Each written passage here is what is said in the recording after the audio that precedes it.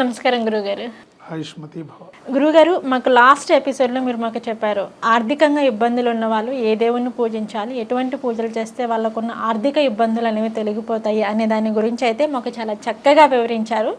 ఇప్పుడు నేను అడగబోయే క్వశ్చన్ ఏంటంటే, కొంతమందికి వేలల్లో అప్పులు ఉంటుంది, వందల్లో, వేలల్లో, లక్షల్లో, ఇంకొంతమందికి కోట్లల్లో అప్పులు ఉంటుంది. సో ఇన్ని ఉన్న అప్పుల్ని అసలు ఎలా తీర్చాలి, ఈ అప్పు ఎలా తీర్చాలి అనేది వాళ్ళకి అర్థం కాదు. వాళ్ళకు వచ్చిన ఆర్థిక సంపద కాస్త కుటుంబాన్ని మొత్తం ఇవంతా చూసుకునేసరికి వాళ్ళకున్న అమౌంట్ అనేది అది సరిపోతుంది. అప్పులు తీర్చడానికి చాలా ఇబ్బంది పడుతూ ఉంటారు. డబ్బులు అనేవి వాళ్ళకి మిగిలవు. సో ఇట్లా వందల్లో, వేలల్లో, లక్షల్లో, కోట్లల్లో అప్పులు ఉన్న వాళ్ళు తీరాలి అంటే ఎటువంటి రెమెడీస్ చేస్తే వాళ్ళకున్న ఆర్థిక ఇబ్బందులు తొలగిపోతాయి అంటారు? ఫస్ట్ ఆఫ్ ఆల్, రుణ బాధలు అనేవి రుణాలు పెరగడానికి కారణం ఏంటి? మన ఫైనాన్షియల్ ప్లానింగ్ లేకపోవడం. ఇప్పుడు అప్పులు తీరడానికి రెమెడీస్ మనం ఎన్నైనా చెప్పుకోవచ్చు, బోల్డ్ అని ఉంటాయి. కానీ అసలు అప్పులు అవ్వకుండా చూసుకోవాలి ముందు. అవును, ఫస్ట్ ప్లానింగ్ ఉండాలి. అంటే ఎక్కడ తప్పిదం జరిగింది, ఎందువల్ల ఇన్ని రకాల అప్పులైనాయి, ఎక్కడ పొరపాటు జరిగిందనే విశ్లేషణ చాలా అవసరం. జనరల్గా ఒక కుటుంబాన్ని నడిపే వ్యక్తి కానీ, ఒక వ్యాపారాన్ని నడిపే వ్యక్తి కానీ, ఒక సంస్థని వ్యవస్థను నడిపే వ్యక్తి కానీ ఫైనాన్షియల్గా సరిగ్గా ప్లానింగ్ లేకపోతే ఏంటి ఇబ్బందులు పడి రుణ బాధలు పెరుగుతాయి. ఉదాహరణకి ఒక కుటుంబ యజమాని, ఒక ఇంటి యజమాని ఉన్నాడు అనుకోండి. ఆ ఇంట్లో 5 కుటుంబ సభ్యులు ఉన్నారు. ఈయన ఒక్కడే సంపాదిస్తున్నాడు. కానీ ఈయనకి కుటుంబం అంటే ప్రేమ, ఎవరు ఏమడిగినా కాదనకుండా చేస్తున్నాడు. అప్పుడు అప్పులు చేయాల్సిన పరిస్థితి వస్తుంది. సో మిగతా కుటుంబ సభ్యులు కూడా ఈ యజమాని ఆదాయాన్ని దృష్టిలో పెట్టుకొని, నాన్నగారు ఎంతవరకు చేయగలుగుతారు, మా వారు ఎంతవరకు చేయగలుగుతారు, ఆయన ఆదాయం ఎంత అని దాన్ని దృష్టిలో పెట్టుకొని కుటుంబ సభ్యులు గొంతెమ్మ కోరికలు కోరకుండా అండర్స్టాండ్ చేసుకొని వేడినీళ్ళకి చన్నీళ్ళలాగా కుటుంబంలో సంపాదించే వాళ్ళు ఇంకొకళ్ళిద్దరు రెడీ అవుతే ఆ కుటుంబం బాగుంటుంది. కానీ మొత్తం భారం అంతా ఒక ఆయన మీద వేసేసి, ఆయన అంటే ఇవాళ లేపు అలాంటి పరిస్థితి లేదనుకోండి, భార్యాభర్త ఇద్దరు కష్టపడుతున్నారు, పనిచేస్తున్నారు, కుటుంబంలో పిల్లలు కూడా చేతికి అందొచ్చి చేస్తున్నారు. కానీ సాధారణంగా అప్పులు పెరిగిపోవడానికి కారణం ఏంటంటే, ఎదుటి వాళ్ళతో కంపేర్ చేసుకొని వాళ్ళ కారు ఉంది మాకు కారు లేదు అని కారు కొనుక్కోవడం.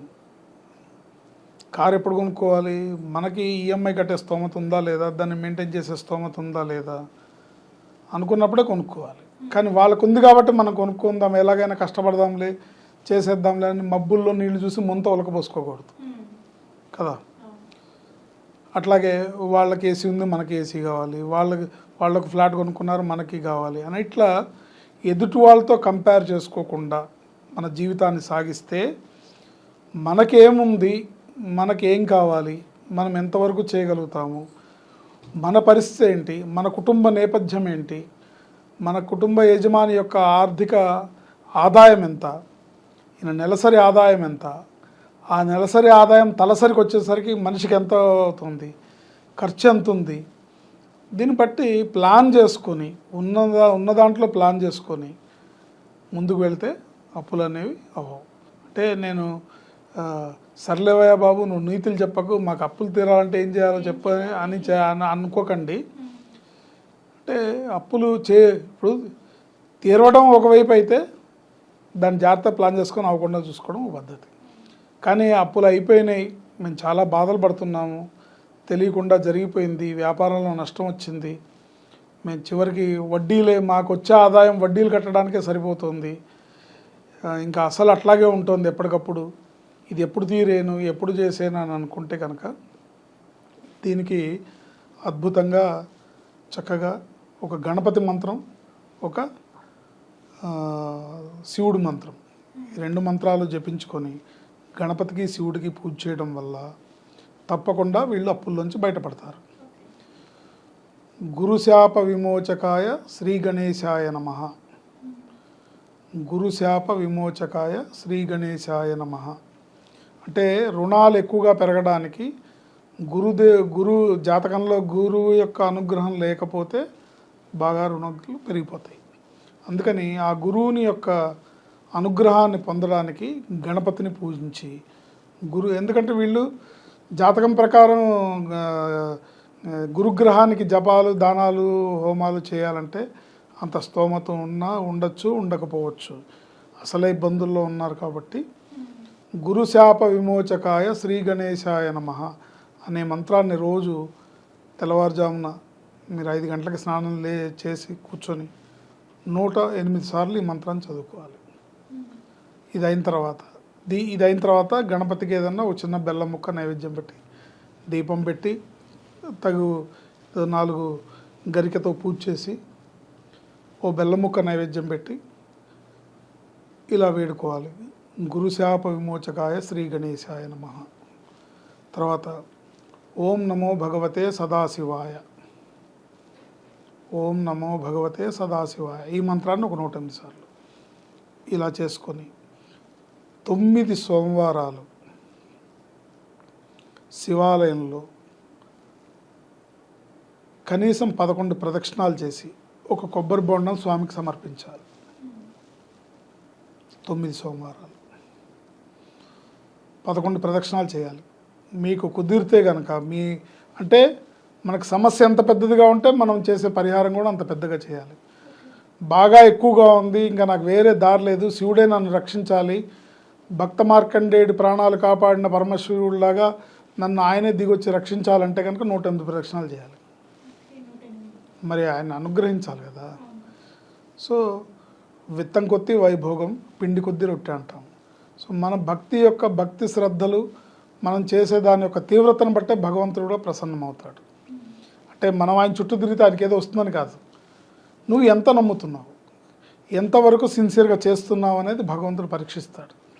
అంతేగాని మీరు 11 తిరిగితే ఆయనకి తక్కువైపోతుంది, 108 తిరిగితే ఆయనకి వచ్చేస్తుందని కాదు.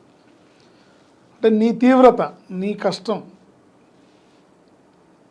నువ్వు రావాల్సిందే స్వామి, నన్ను కాపాడాల్సిందే, నువ్వు నన్ను రక్షించాల్సిందే అని ఆయన్ని గట్టిగా ఆయన పాదాలు పట్టుకోవడం, 108 సార్లు తిరగడం అర్థం.